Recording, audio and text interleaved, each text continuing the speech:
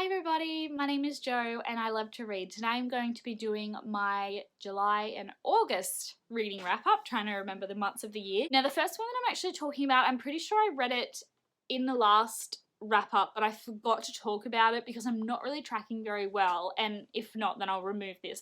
But I finished Spare by Prince Harry. I found this a really interesting book. I listened to it on audio, which was good because Harry narrated it, which made it really nice. I was more interested in his time in the army. Now, as like a disclosure, I don't know anything about what it's actually like to be in the army, and I've heard people criticize about his experiences, which I guess they can, but the people that criticize have not been in the army themselves, so I don't know. It was interesting to me. I don't know if he's being completely politically correct or whatever. I'm not really sure. It's not what I'm really saying. I'm interested because the book itself was interesting. I was really keen to get up to the stuff with Meghan Markle and their relationship because I also have watched the Oprah interview and then I watched their Netflix documentary, which I found really interesting. To everybody that's kind of saying, oh, they want no attention, but then he's published a book, I understand the fact that they're probably thinking, well, the media's never going to go away, and I would like a chance to tell the story from his perspective. I totally get it. So I'm not discussing the validity of him writing a book. It was mostly fun and interesting to listen to. I felt like it was a bit long, but it's not necessarily that things were boring. It was just a big book.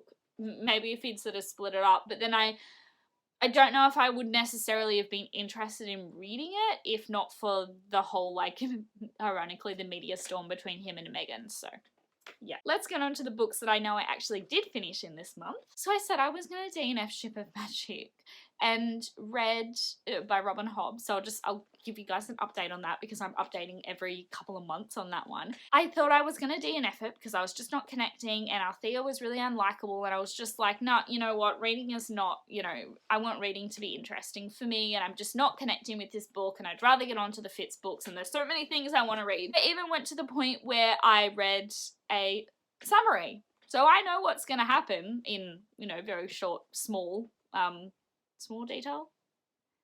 In not a lot of detail at all, but I know that's how determined I was that I was DNFing the book, or how set I was. And then he's fine, but we ended up spending a couple of hours in emergency to get Miles checked out. I have plenty of books on my phone, or my Kindle app on my phone, but I wanted to read that one.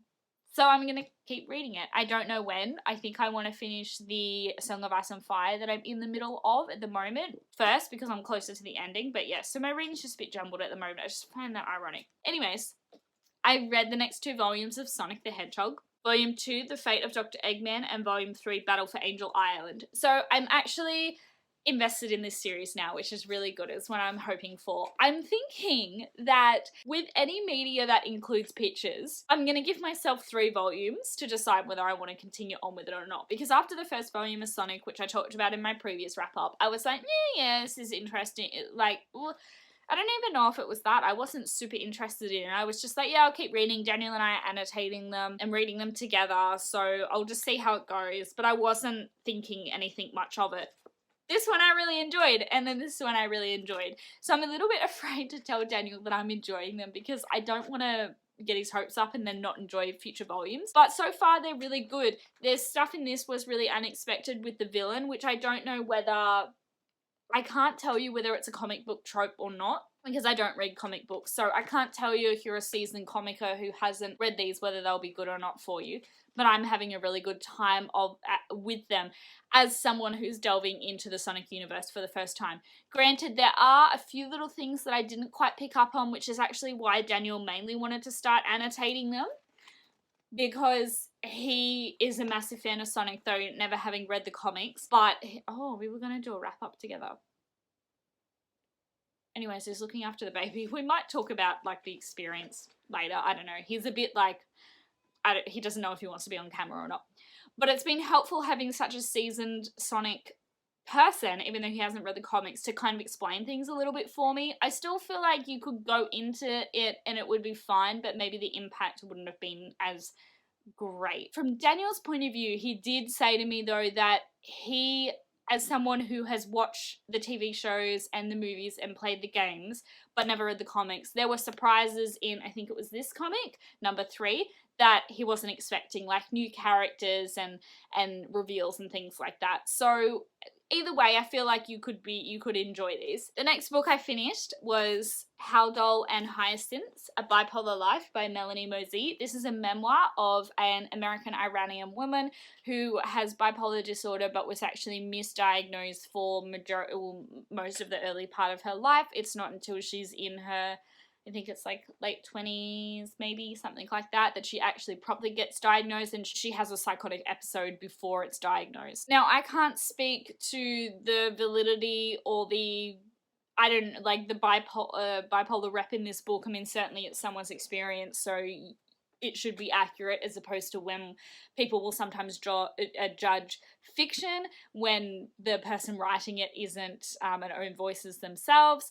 I am not a bipolar reviewer, so I can't tell you whether it's something that's helpful or not. I wanted to redo this bit because I'm trying to get better at speaking about things that are not my lived experience. I read a couple of reviews from mental health professionals, psychiatrists, therapists, psychologists, people like that. And they were a bit concerned about this being the only book that you read about bipolar disorder, because Melanie puts quite plainly in the book that she doesn't believe in talk therapy. And the professionals that read this were worried that that would make everybody think that talk therapy can't help people with bipolar disorder.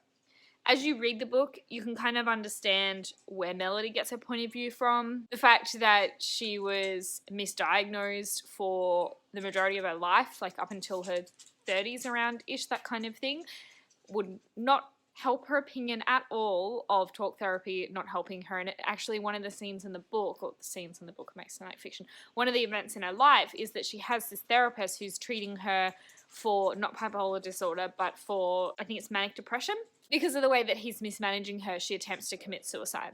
And that's not to say that had she been properly diagnosed and etc., maybe she still would have been in a situation where she attempted to commit suicide. Potentially. You can never really know with these kinds of things because it's real life.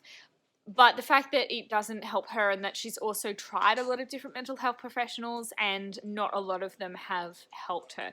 So I totally understand, and that's her lived experience that she's saying in her book, which is her right, absolutely. The only thing that I would say as someone who is reading this book, and the fact that Melody is another voice out there, is that could she not have said something, just a little caveat to be like, talk therapy didn't work for me, but maybe it would work for other people. It would be nice to know, or nice of her to have put in that, knowing that she has influence over people in writing a book. She definitely takes medications, and so I guess that is possibly something where I think sometimes people can be afraid to take medications. I've heard that. Maybe this is a positive book in that regards, that for her it's really helpful. I'm going to stop talking now about the mental health side of things because I don't really know what I'm saying, and I probably don't really know how to talk about it in the most correct way either. But in terms of entertainment value, it was really good. I feel like it has opened my eyes a bit more to what it's like to have bipolar disorder, which was really helpful. I'm really glad that people are willing to write books like this about their experiences.